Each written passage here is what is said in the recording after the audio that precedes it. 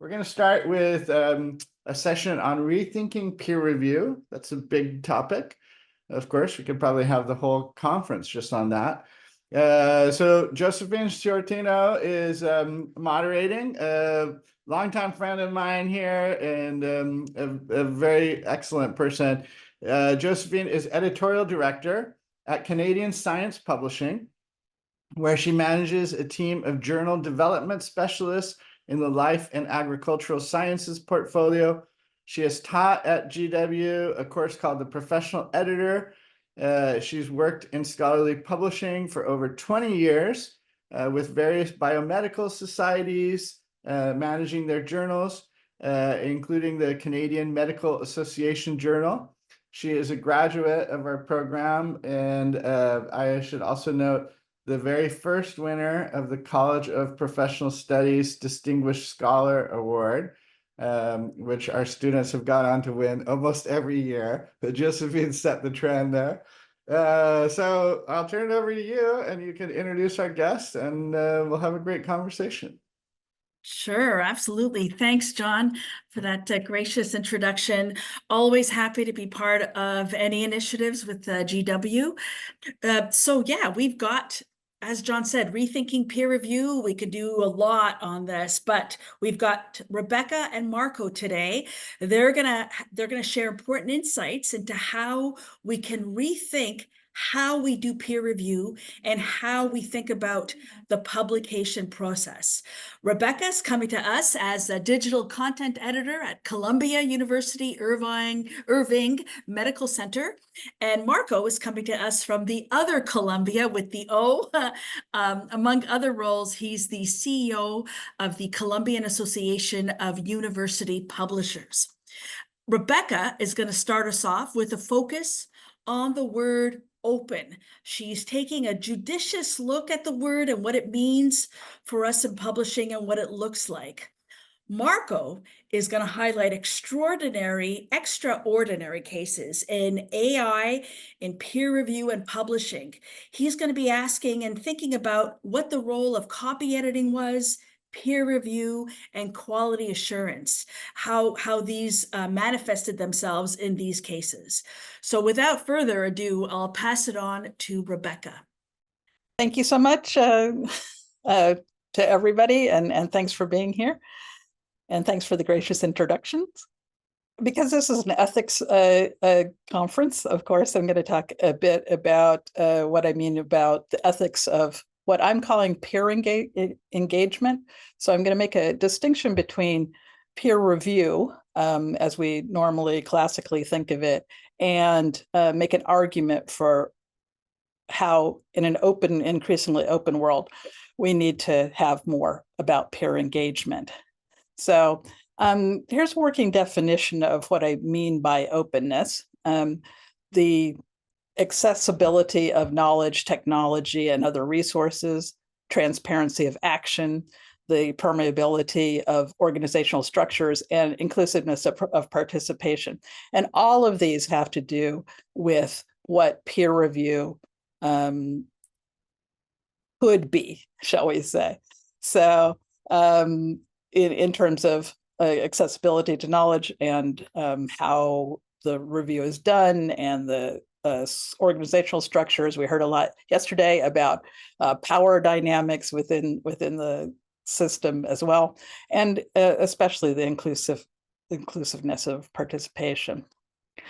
I'd like to note here, this is a pretty nice but pretty classic description of the research data management life cycle, but call it just the research life cycle, where in each of these buckets, planning and design, collecting and capturing, collaborating and analyzing, managing and storing, and publishing and citing and discovery.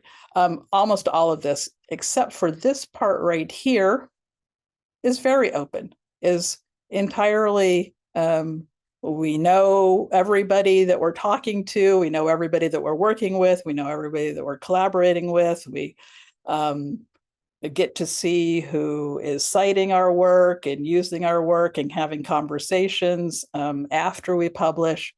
And the publication process itself, of course, is also designed to allow for an open conversation. So again, we just have always openness at every stage, except for one stage, which we'll get to in a second. So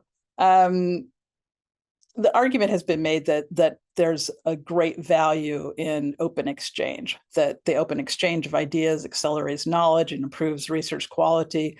This is the driver behind preprints in particular, which I'll talk about in a second as well. But again, everything is open except for this one tiny little bit. And that's the peer review process. And this is the peer review process coming from Wiley, but it's pretty much a standard peer review process as we know and understand it to be, in the way that it's been around for decades now.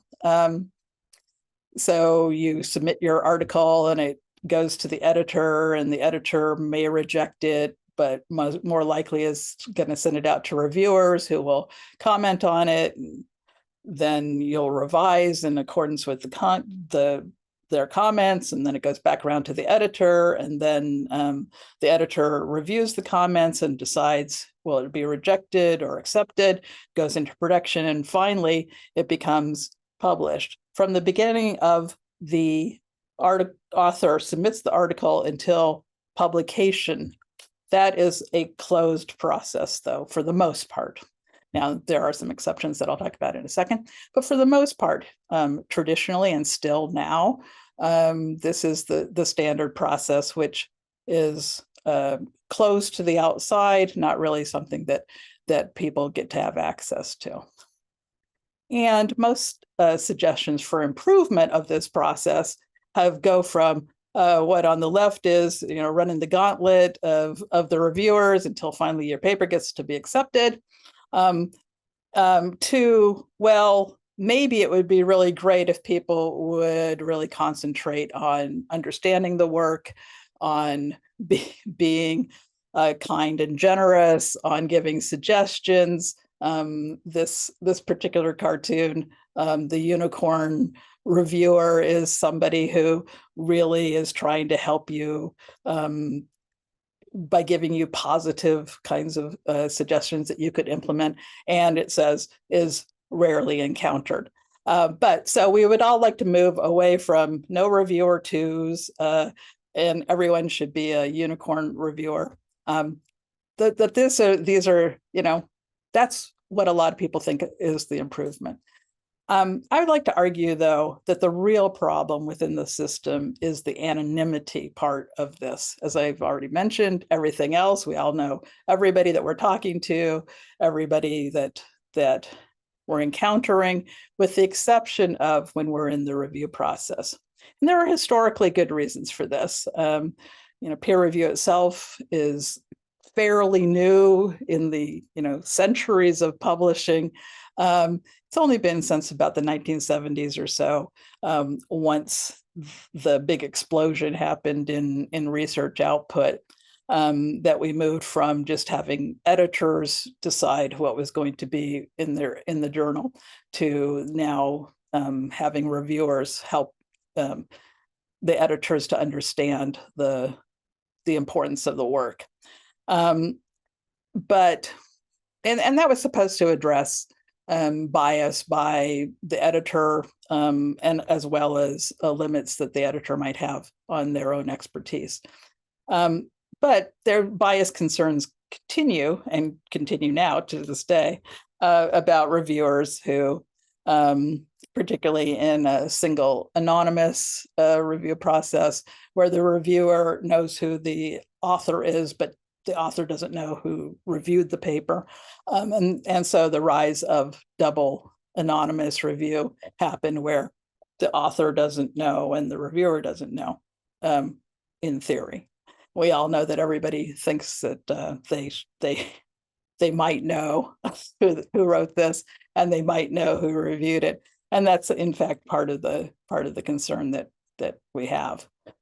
So we have a situation where instead of people being able to see each other to discuss this paper. They're instead have a big wall between them to kind of yell at each other, I suppose. So the critique of this anonymous review process is also not new. I'm not making up anything new. Among many people who have addressed it is Kathleen Fitzpatrick in her book Planned Obsolescence from more than a decade ago, where she properly, I think, opines, that you can't help wondering about the abuses of anonymity on the one side, that now you're doubling down on that rather than having an open and effective and productive discussion. So really concentrating on the discussion part of the process instead of just a gatekeeping process. So kind of blowing that wall right down between those between the people. And so I'm going to suggest that there has been really a shift in how we think of what the role of a reviewer should be. There are good reasons for why there was a gatekeeping function. I started off my career in publishing as a production person, and so I'm very well aware of, in a print world, there was reasons to have limits on how much you were publishing within a particular journal. You needed to have page limits so that you could control for cost. Printing expensive, mailing expensive, warehousing expensive, all of those things very expensive. But as print falls away, and is pretty much in journal publishing falling almost completely away, I would say, there's less and less reason for that kind of gatekeeping function, and more of an argument that can be made for a collaborative process where the goal of the review is to really help the research to be better, to be the best it could be, rather than simply limiting what's getting published within a particular venue. And again, open review is not something that is new either. This is a nice little graphic about the different kinds of open review. So when people say open review, they often mean that the reviewers and the authors know each other, who the other person is. There may or may not be that those reviews then go online along with the published article. There's also collaborative review where the reviewers all know each other as well as the authors know all the reviewers, and there's a collaborative conversation that happens with the goal really to make the work collaboratively better. Post-publication review, we know comments, post-publication comments, and transferable reviews are the agreement that if a review gets written for one journal, it can be passed along to another journal so that you don't have to repeat that review process. And so those are all various kinds of openness. I did say I was going to talk a bit more about preprints. So this is kind of these various kinds of openness are something that you are seeing increasingly in the increasingly robust preprint world, where there's been a great rise, particularly from COVID on. So a big explosion in preprints in the sciences in particular. Now there have always been various kinds of preprint concepts. Peer J had some, and eLife, of course. That's the way that they do their publishing in reviewed preprint. They started off as a more traditional open access journal, and have now moved to reviewed preprints. So the preprints get reviews, and again, the reviews go next to the article, and they have versioning, so you can see what got submitted, what the reviewers said, the response to the reviewers, and then the final publication. And there's also, in case you haven't been paying attention, but perhaps you have, the Gates Foundation just recently announced that starting January 1st, they will no longer be paying the article processing charges for open access publishing. Instead, they'll be using a new system called Verichive, because everybody has to have a chive.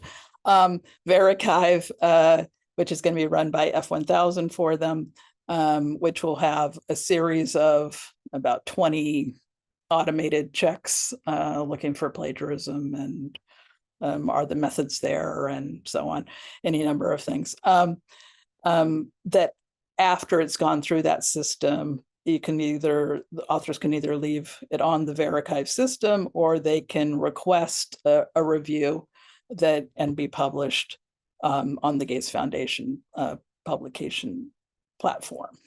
So again, it's kind of a checks in the beginning, and which is not really peer review, and then an actual peer review, open peer review process, not dissimilar to ELICE.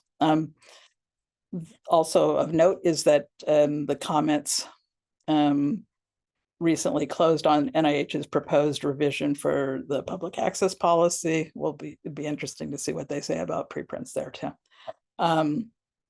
So the reason I'm bringing this up having to do with peer review is one of the questions that I've been wondering about is once preprints are consistently being reviewed, is there any reason for more formal publication? And we can talk about that in the Q&A. So moving then to the ethical imperatives for an open and transparent system. Again, open dialogue, this is how the system works in every other way. And constructive feedback is something like working together. The authors, reviewers, editors, and the scholarly community can all collaborate to improve research quality overall, and develop a culture of what I'm calling continuous scholarly communication. So that whole cycle, again, can now be open and continuous as we have discussion, and not necessarily think of this one section of this one point in time as review, but an ongoing conversation that we're having. And that brings us to one of the things that people were talking about yesterday was the challenge of getting reviewers to do reviews, because it's quite often anonymous, as I said, invisible service that is, even though there are ways that people are trying to figure out to at least acknowledge the work that's being done. In an open review system, you can take that whole part of the conversation that you're having in terms of the review part and actually now reward it and value it as part of the scholarly contribution that you're making. So a mini publication, shall we say, or a type of co-authoring, or however you would like to think about that. And again, we can discuss what those things might look like. Because I'm going to suggest, and I'm looking forward to the conversation afterwards, about that it's time to really adopt a more open and collaborative and rewarding system by opening up that black box, that last black box, and really taking this to a different level. So thank you. All right. Thank you, Rebecca. Yeah, for sure. Rewarding systems for peer reviewers, incentives, all those very common discussion. So yeah, I'm looking forward as well to any questions. Just a reminder, if you do have any questions, put them in the Q&A and we'll get to them after the next presentation. All right, thanks. Marco, you're up. Thank you, Josephine. It is a pleasure for me to be here. And well, let's get started. Give me just a second. We cannot deny how artificial intelligences have been game changers in the last few years. Although the topic has been present in computer sciences for more than 70 years, the current boom is totally unprecedented. Aspects that we never thought could be affected by the internet and by the advances of technology are now obtaining apparent benefits to make our communications, our work, and in the end, our lives easier, more effective, and allegedly better. Nonetheless, every advance comes with a challenge. Since the popularization of tools like ChatGPT and Midjourney, there have been plenty of concerns. People from the cultural and creative industries have worried about intellectual property and copyright, in particular from the publishing industry, authors, publishers, designers, etc. Big media companies like the New York Times and Penguin Random House have questioned how companies like OpenAI are using copyright-protected material without permission, and in the end, one way or another, making money out of it. If the companies are facing such challenges, sectors like education, research, and academia are not immune to be affected by the same issues. The problems might have another nature, but when they are observed, not through corporate lenses, but from the perspective of credibility of researchers and science, scientific progress, and construction of knowledge, such challenges are of paramount importance. To understand implications of AI in the academic context, it is important to state how AIs work. According to Trevor Champagne and Lee Shear, quote, "These models are not built through knowledge, but by statistically evaluating billions of samples of text to simply answer, given a text of words, what word is most likely to come next, end quote. The end also describes the process performed by ChatGPT in simple terms, quote, "The algorithm is a method for condensing and summarizing vast quantities of text written by humans. Such algorithms typically are given a large training set, in this case downloaded from the internet, which detect repeating patterns of words. This distillation is the foundation upon which the algorithm bases its output. The GPT text model is then accessed by ChatGPT, which provides a natural language interface," end quote. Let us pay attention to some key aspects. First, the capability of an AI to produce text does not come from intelligence itself, but from prediction of patterns. Contrary to what linguists describe as the creative aspect of language, with limited resources and rules, humans can build unlimited statements. AI processes big amounts of data, and as a statistic result, the text is generated when some input is given. But what is surprising, and maybe the most effective marketing strategy, is that the result is coded in a way that is comprehensible for a person looking at the screen. It is that familiarity, that natural structure, which has convinced many people, including academics, that ChatGPT is infallible. Such a strategy, plus the global context in which the innovations in technology become widely accessible to people around the world with an internet connection, has helped us elude the fact that these kinds of systems have several limitations and biases. During the growth and peak of usage in 2023, ChatGPT warned its users about its limitations, included limited information before 2021, harmful instructions or biased content, and occasional incorrect information. In the article ChatGPT, a comprehensive review of background applications, key challenges, bias, ethics, limitations, and future scope, Ray characterized more than 20 limitations and biases of the tool, including cultural, linguistic, gender, racial, content recommendation, ideological, clickbait, and commercial biases, and limitations as misleading information, overuse of phrases, lack of contextual awareness, overgeneralization, inconsistency in quality, among others. It is possible that such issues have been overcome from the moment the study was published to the present day, but considering the popularization of the tool and the fact that the given input relies on multiple kinds of users with multiple ways to feed the system, I doubt many of them have changed at all. Having the context in mind, how have tools like ChatGPT affected academic publishing? Although promising, the tool is not infallible, as stated before. One of the first examples of how this use can cause trouble was reported by Banohar and Prasad. In their study, the authors asked ChatGPT to generate content about systemic lupus erythematosus. Although authors noticed that the text was perfectly readable and coherent at first sight, quote, at closer inspection, the text that appeared fluent and informative did not really provide scientific data. It was legible, sure, but far from the requirements of academic writing. The citations were duplicated and most of them did not link to real work, end quote. Such results might be described as AI's hallucinations, which are defined as erroneous output. According to Champagne and Scheer, quote, over time, new large language models being trained on new data and information drawn from the internet run the risk of being trained on LLM-generated material in a vicious feedback cycle of hallucinatory nonsense. When an LLM is trained for what word should come next in the sequence, if it is training from text that was already generated by another imperfect LLM generated in perfect sequences, this study suggests that it leads inexorably into absurdity. In the medical context shown, according to the authors, a concern is raised. Quote, publishing text with non-existing citations can lure persons into a world of misinformation that can alter their perceptions of healthcare practices, end quote.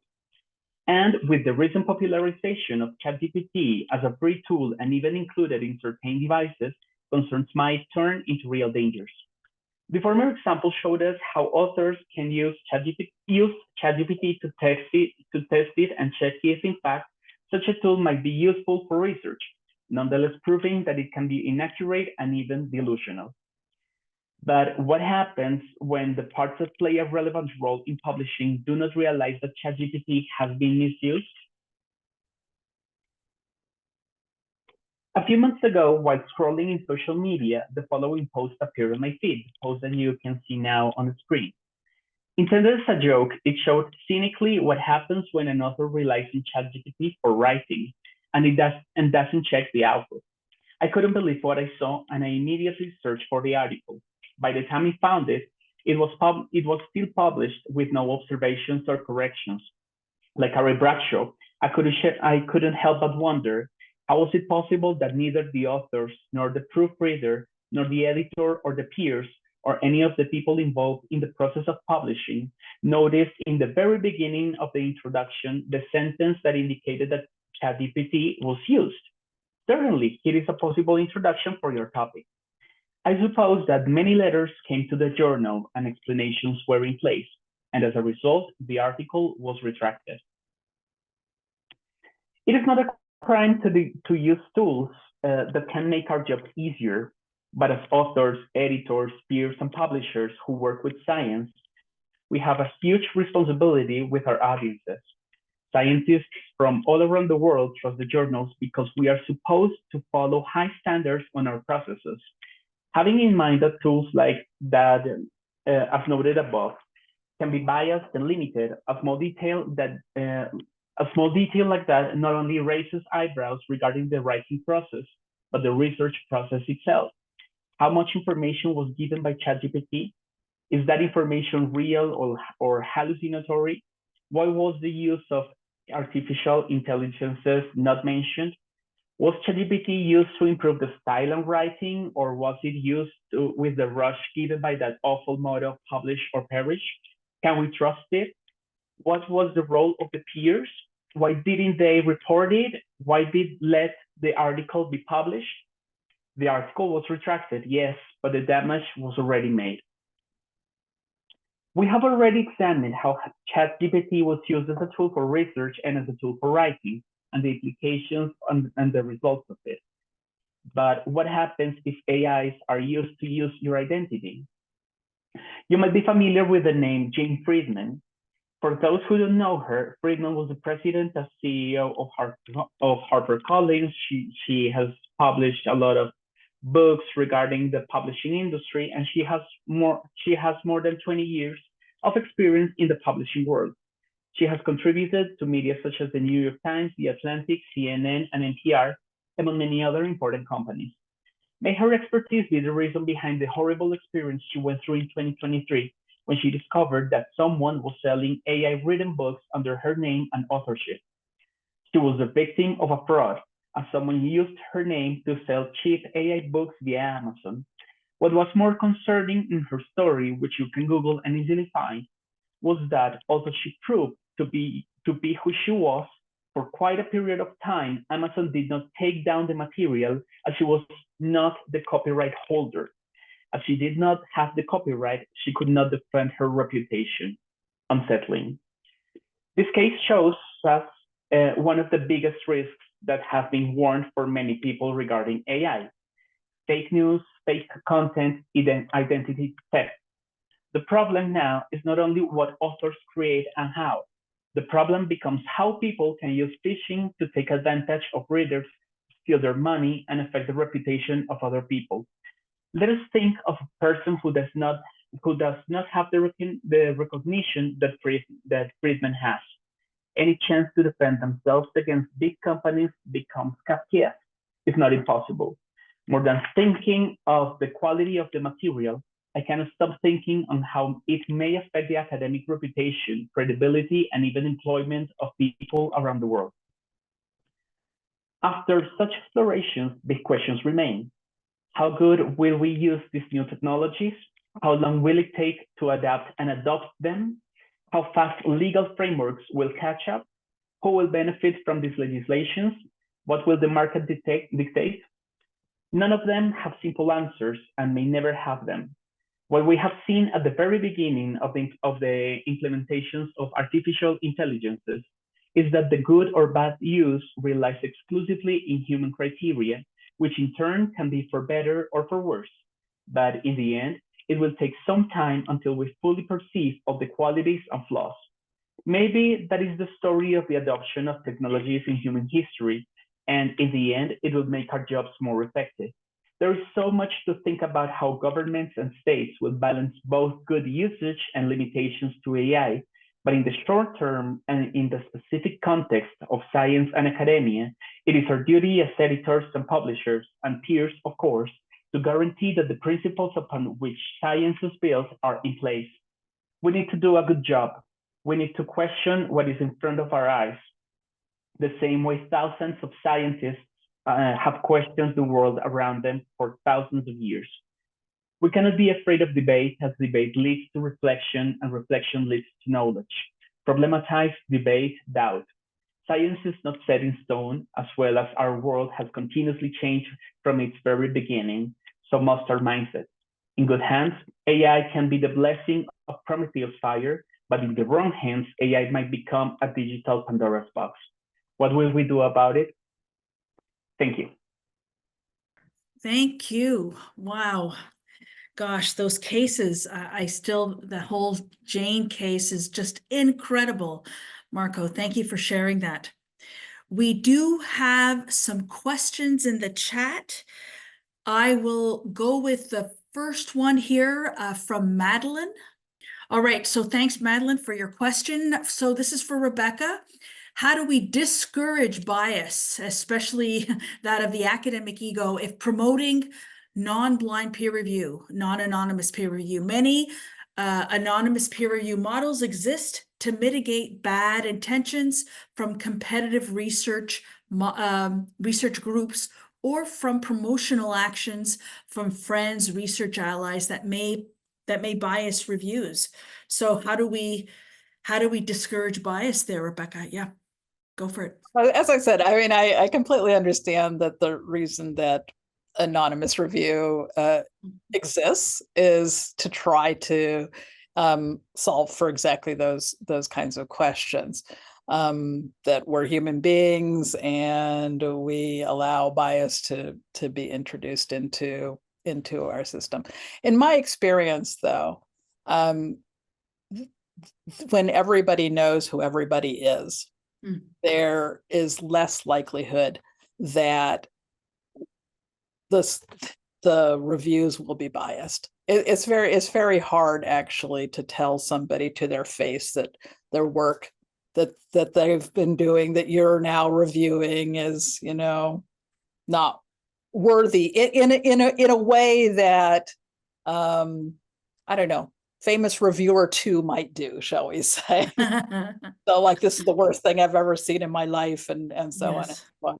Or and you are then also able to know whether this is a competitor of yours who's now perhaps been asked to review. I mean, you know, so it actually, in my experience, does reduce the bias, because you have an understanding. And the same thing is true, like, sure, a lot of people feel about the power of dynamics of saying a junior person reviewing a senior person, and whether that it might be a problem as for their careers and so on.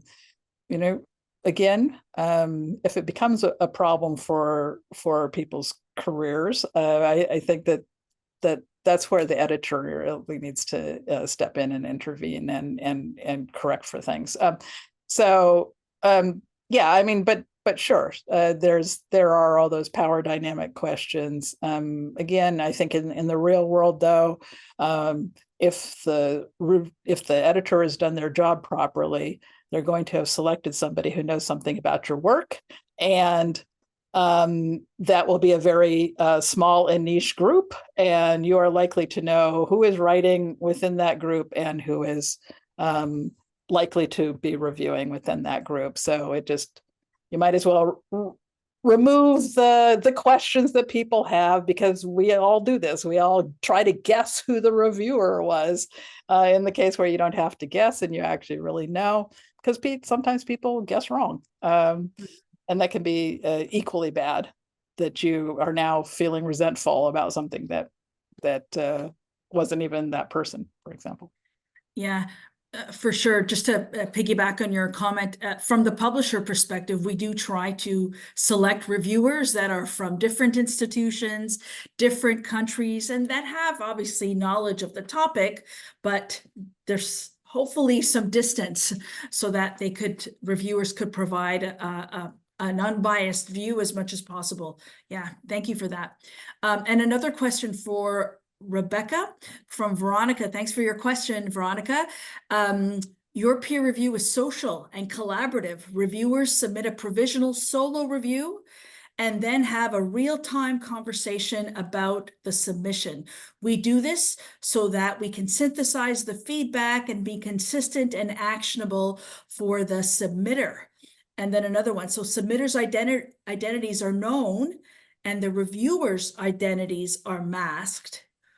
We used to offer reviewers to sign their review if they wanted to continue the convo with the submitters as a mentor or consultant. But you stopped doing that when one review team said this undermined the value of the peer review.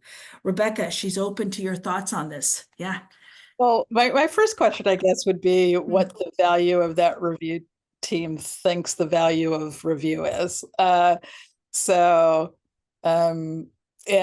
Veronica's not able to answer my question there, but that would be the start in my question about what is the actual value, because again, I think most people, when they're doing reviews, certainly me, I will cop to that, that I also think that my job is to be critical and to tell the editor everything that's wrong with the piece, and whether it should be in that journal or not, and so on. That's what we've been trained to actually do and think. And it's a completely different way to do a review if you know that the intention is for this piece to be published within this journal, and your job is to help to make it better.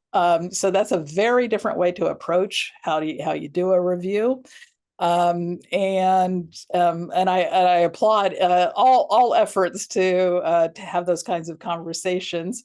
I'm also kind of intrigued by they have a conversation, but only one half of the conversation knows the other half of the conversation, like how you have it actually. So Veronica, I'm really interested in this approach. But yeah, for the most part, I would say that shift that I was talking about going from a gatekeeping function to a collaborative function, it also changes how you do the review yourself in the kinds of things that you say and how you approach what you're saying. Yeah, I think the whole concept of preprints was meant to be that collaborative peer review before researchers or authors submitted their paper to a traditional journal. Not sure how well that's working out. In maybe some disciplines are more, active on preprint servers than others. But yeah, great conversation here. Thank you. And feel free to add any questions about Marco's conversation too, about ChatGPT, about AI embedding itself into the role as researcher, the role as author even, and just in the general, writing process as well. So feel free to do that. Continuing on with the questions, Madeline, oh yeah, this is a follow-up for context. How do we discourage, Rebecca, this one's for you too. How do we discourage bias without adding more work to the already overworked editorial board to determine whether the review has been provided with good intent? Yes, I did make that comment that the editor should perhaps intervene if there is some conflict that's happening. Yeah, and I again, I do think there's a concern that people have, but again, I think it's more of a gatekeeping concern than a collaboration concern. And I think if in fact the reviewers understand themselves to be as collaborators in the process, you're less likely to again have that kind of bias within the system or have conflicts over the bias. But I totally agree that if there is conflict, then this can also increase conflict. So yeah. The whole issue of bias. I know at our company at Canadian Science Publishing, we're getting trained on how to avoid bias as employees of the company. And we're offering training to our editors, our associate editors, and our reviewers as well. So I think acknowledging the bias and being aware of it when you're doing the work of peer review really helps. So thank you for that. Josephine, I want to Yes. ask a question here of you and Rebecca and Marco. So last week at the SSP New Direction seminar, I was on a panel with other researchers, and the topic of peer review came up, and I kind of paraphrased a quote that's attributed to Winston Churchill, but he was quoting others, but in the context of peer review, I said, double anonymous peer review is the worst form of peer review, except when you compare it to all other forms of peer review. And I think, personally, I think it's great to experiment with different types. And maybe one approach is that I think this would be difficult operationally, but maybe each paper should be considered, or each book should be considered on the merits of open versus anonymous and stuff. But I like your thoughts, all of you. So Rebecca mentioned Kathleen Fitzpatrick's planned obsolescence, and that was like one of the not the first, but one of the first like open peer review processes, and it got tons of comments and reviews. But I've also heard from people that try open approaches and and nobody comes. Like, no, you open it up, but nobody comes. And so that's, anyway. So what are your thoughts? Like, Do you have a favorite form of peer review? Do you have a model that seems to work for everything, or do you think it should be individualized, I guess? Well, certainly the more collaborative the review, the more work it is. I mean, as we know from all collaborations, it's easy to write by yourself and it's easy to review by yourself, and then just throw it over the transept and you're done.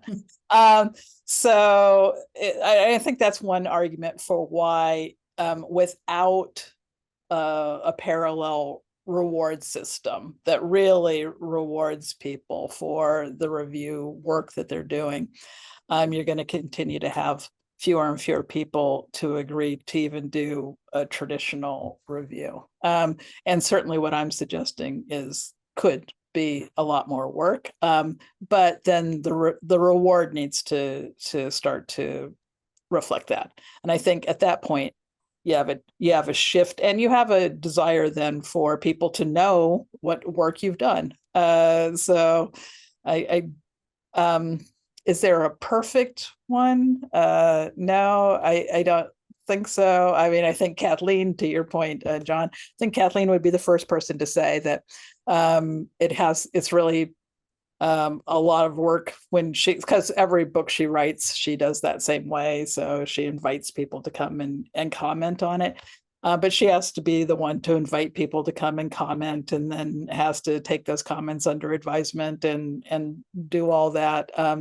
And yeah, it's a lot of work on the author side, even to write a book that way. So I have no answer. Sorry. Yeah, my comment there is, John, I like your idea of experimenting with different models depending on the discipline and depending on how open that discipline is. Yeah, personally and logistically, the concept of double anonymous it makes me comfortable because it just seems to be the obvious way to make sure it is completely biased. And I know there's obviously flaws, as we discussed in that, but for me personally, I do like the idea of the double anonymous. And there's some questions in the chat here about it being an outdated system. Perhaps it is, but yeah, perhaps it is. But I still like it, and yeah. Here in Colombia, Yes. Rebecca, please Yes, go on. Rebecca. Oh no, I was just going to say, I, as I already mentioned, I'm not sure, and as Chris mentioned yesterday, not sure exactly where the whole industry is going. But if it does go to everything is preprints, then I think open system totally makes sense in that regard. Marco. Yeah, that about peers. It's a very tricky question because I think after pandemics, people have, I don't know, different kind of perspectives about their work. I mean, usually peer reviewing is a free it's a free work that many researchers and academics have, right? And they do have a lot to carry on their shoulders, a lot of weight. But here in Colombia, there's a very special case. It's a commercial but medical publishing house, which is called the Editorial Tribuna. And I recently knew about their model, and it is very interesting because it is an open review. They just upload to any platform, and they invite many doctors to collaborate, and to not only 2 or 3, but they have like a huge team, and they invite a lot of important professors here at different universities to check their documents and to check, especially books, they publish books, and to check the work. And what you said a little while ago, Rebecca, about collaborative peer reviewing and making it better instead of attacking the text or attacking the research, that's the way they do it. And they have proven to be very effective. In fact, they have been on the market for more than 30 years here in Colombia. And it's one of the most specific public, specific publishing houses. I mean, they publish medicine here. So I think that model of very collaborative and very wide and very open peer reviewing may be very effective in order to make books or articles pretty much better and in the end very I don't know how to say this, but very accurate in the information for many people.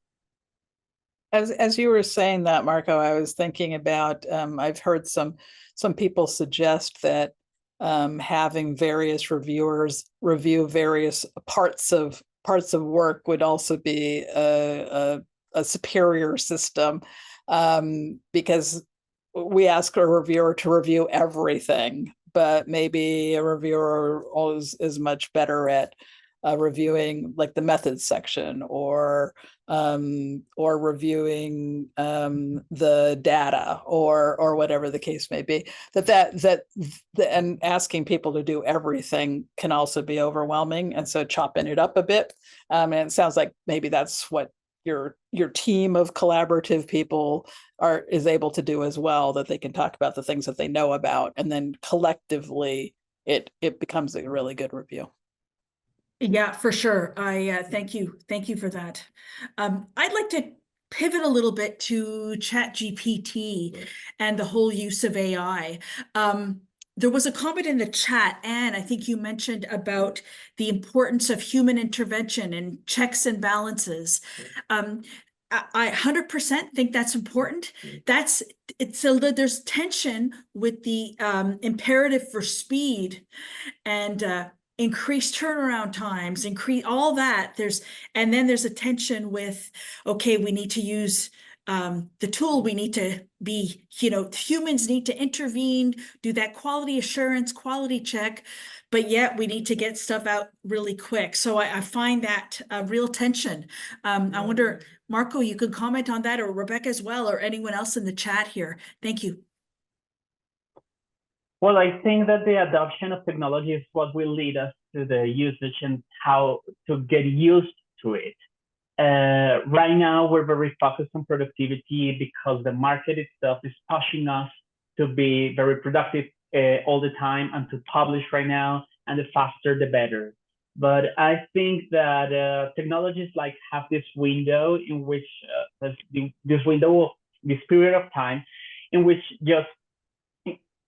we just experiment, because this is pretty new, and this is wow, now artificial intelligences, especially ChatGPT, are making this wow effect in all of us, no? And of course, we can get surprised about this relation that we have and how easy we can grasp information and how easy we can access to big amounts of data. But I think that, well, we humans are not infallible, as I said, and technology is a human product also. So it is not the biggest solution for everything. We have to measure productivity against very good contents and against quality, because if we don't do that, we will, some things like this article that was retracted might be, of course, the current situation for everything. And I think that human intervention is absolutely necessary when we're working with artificial intelligences. Of course, as I said, these systems, these computing systems, are just statistics and patterns, and they are not producing any knowledge or producing creative outputs from the instructions that you give to them. So of course, human intervention will have to be present for every time, and of course, but it will take some time until we can fully adopt and work with this kind of technology. Yeah, thank you, Marco. Rebecca, I'm not sure if you wanted to add something, wanted to leave the door open. If not, yeah, okay. So I'm gonna move on to the chat. There are a few more questions that are left unanswered. I wonder, this is a comment from Anne. So regarding anonymized peer review and equity, diversion, and inclusion, while it's true that identities can be inferred, there's research that IOPP has conducted that indicates that double anonymous improved outcomes, so improved peer review. And you're going to try to find the link there. Thanks, Anne. Yeah, that's been my experience, but I think it'd be nice to find that link and get some data behind that. Thanks, Anne. And then Cami, a question for you, Rebecca. Do you think there's a place for a formal review process if or once more open procedures are in place? Do you think there's a place for a formal review process once more open procedures are in place? So are we going, yeah, so I guess once we're moving towards open, do you think we're gonna make room for some formal peer review, if I'm understanding that correctly? And then she has a comment about if there's a preprint review and post-publication review, what place would you see for formal peer review in between? Yeah. Yeah, that's an interesting Yeah, question because quite often, in the case of a preprint will get a bunch of comments. It'll be revised in accordance with those comments, and then it will go into the formal peer review system to be published in some journal someplace, and it's often reviewed again by that particular journal's reviewers, and again, more revisions might be requested. Sure, I think there can be a role for that. Again, I think it depends on what we think the purpose of peer review is. So if the purpose of peer review is to determine that this is a good match for a particular journal and that it's fulfilling the criteria of that particular journal, and it's more of an editorial role rather than an advisory role, shall we say, then there can be, and quite often reviewers' comments are what the editor takes as now being the decision that's being made, which some people have argued is the wrong role for a reviewer. So again, I think as long as the reviewer understands what their responsibility is when they're coming to this piece. And I think that that's where perhaps editors could do a lot more work and a lot more clarity around giving clear instructions about what they intend the review to be. In an open review system on preprints, it's just the preprint is up there and people make comments. So it's quite a different kind of thing than a specific, here are the questions I want you to answer kinds of things. Yep. Yeah, I love that. Thank you. There's another question in the chat, and then we'll get to some ChatGPT kind of AI questions. It's an anonymous question. So are we moving away? We kind of touched on this earlier. Are we moving away from the double anonymized peer review system? And is this system becoming outdated? So we touched on this earlier. Not sure from okay, John, do you want to answer this question? Go for it. No, sorry. I thought you were answering it, but it's something that we as you said, we were discussing, and I think, as I agree with you, it can work. It's definitely not a perfect system, just like democracy, not a perfect system, right?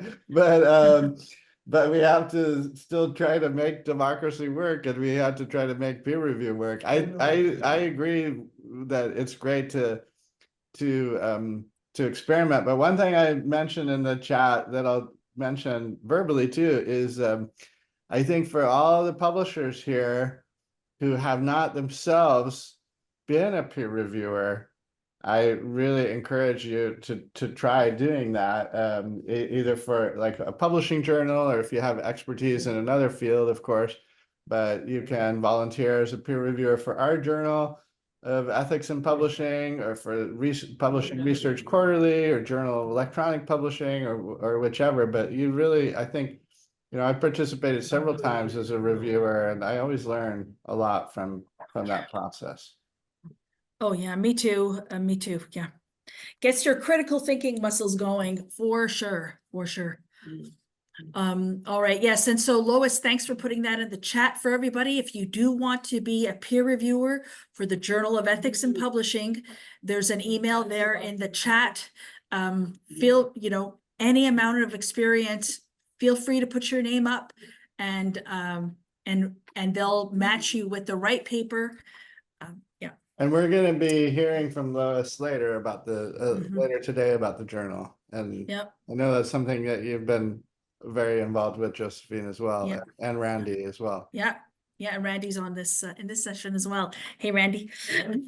All right. So, thinking about the AI. So, Marco, when me, you, and Rebecca were talking about this and prepping for this session a few days ago, I couldn't get these extraordinary, or at least I was calling them extraordinary cases that you brought up, but I don't think they are.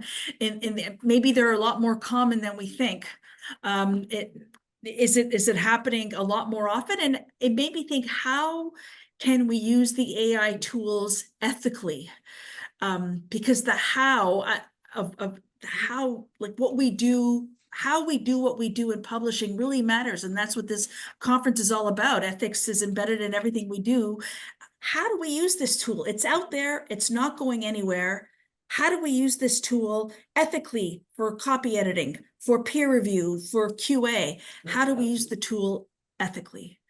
Just your gut thoughts on that. Yeah. Yeah, that's a very good question, because first we have to we have to be conscious that in first place these are machines, and of course we have to disclose. First, we need to know how these systems work.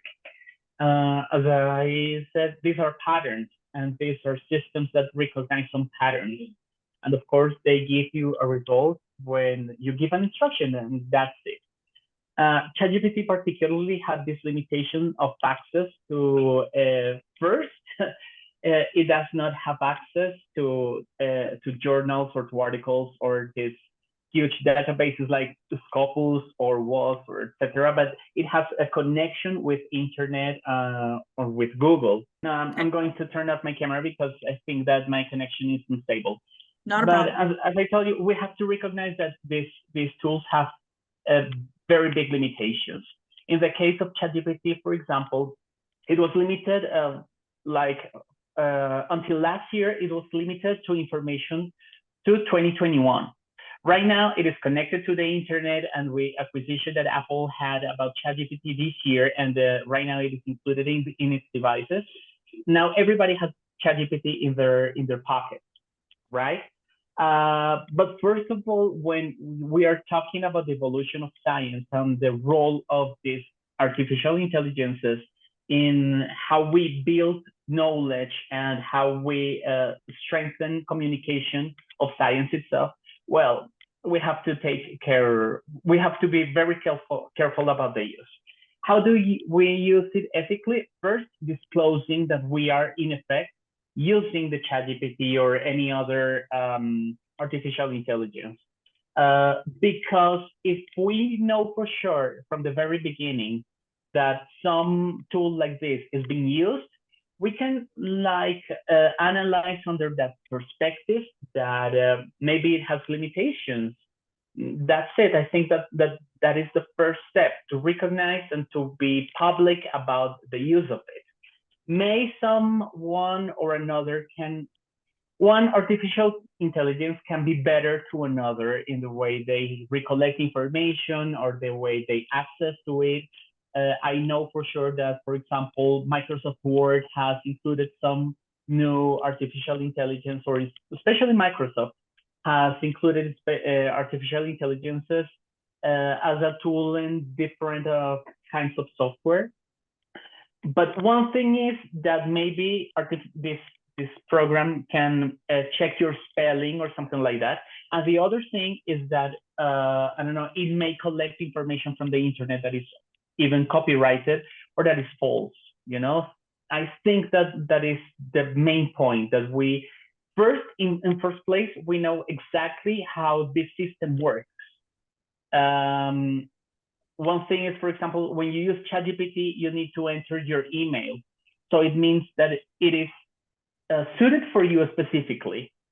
And of course, according to the information you give or to the questions you ask, the tool might be biased. And that's a huge problem for every person who is using that. So first of all, know for sure how this system works, and of course, be open about the use or how we used it in our research. Absolutely, Marco, absolutely. The key word here is transparency. And you know, if you're an author or if you're a reviewer and you know you're submitting a review, do not copy and paste that paper into ChatGPT asking for comments. So that's a major, right? That's just kind of a one definite no-no. And if you are an author, do be transparent about how you use the tool. It doesn't mean your paper will be automatically rejected. It just gives the editorial office just a better sense of, okay, they've used the tool for A, B, and C tasks. All right, let's move on. So that knowledge is really important. And Hannah Gomez in the chat, I'm going to read her comment here. So I remember someone once posted a screenshot of ChatGPT saying something to the effect of, you said she and surgeon, but women can't be doctors. So your premise is impossible. My gosh. And as people fight to protect intellectual property and LLM companies, they're forced to teach their language models on worse but less protected content like Reddit, and the worse those language models get, all the funny but dangerous Google results like putting glue in pizza, etc., already show the dangers of this tool and the potential issues. Absolutely. Thank you for that, Hannah. And so excited that you're excited about the Journal of Ethics in Publishing. Excellent. Okay, Trisha, your comment about algorithms of oppression. Ooh, that sounds good. Okay, thank you for that recommendation. All right. Any other questions or comments? This has been a really great discussion. Yeah, this has been a great discussion. We have maybe one more minute. One thing I'm interested, you know, Marco touched on this a bit, but I am interested in ways that publishers can use AI as part of the process to improve peer review. And, you know, one thing that occurs to me, I have to say I have not done this or anything, but a large organization like APA or perhaps yours, Josephine, could potentially use AI tools with what's called retrieval augmented generation, or RAG, you know, using it on like your closed system to, you know, to identify you know, people that maybe haven't participated in peer review that you could reach out to for specific things. You know, I mean, you could do that with systems now, but I think, you know, AI might make those systems more efficient. But as we were talking about, it's not something you want to use like, you know, open ChatGPT on. But a lot of publishers are experimenting with, you know, closed systems, which are commonly called RAG and other things. And I think that has potential in the long run. Just really quickly on that, John, during peer review week, I saw a demo of a tool that a company that is slipping my mind, but I'll look it up and put it in the chat, who they are actually leveraging AI to help with the peer review process by doing things like summarizing for the editor what the reviews are about and so on. So, and it's kind of cool. And I think, for example, when you need to check statistics or when you need to check big numbers, for example, in these journals of specific areas of knowledge, I think that they might be very helpful, you know, in order to check the information, the data, to corroborate the information.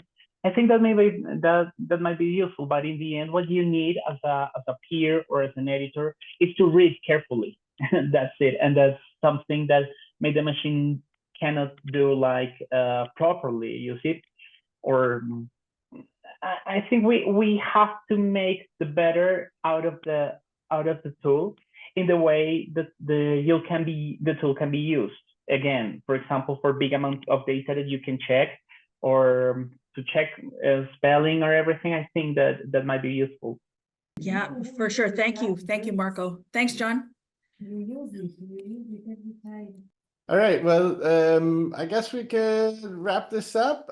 We have a few minutes before the next session, which will start at 12:30 p.m. Eastern time. But let's give everybody a brief break to maybe grab a cup of coffee or tea, and we'll see everybody soon.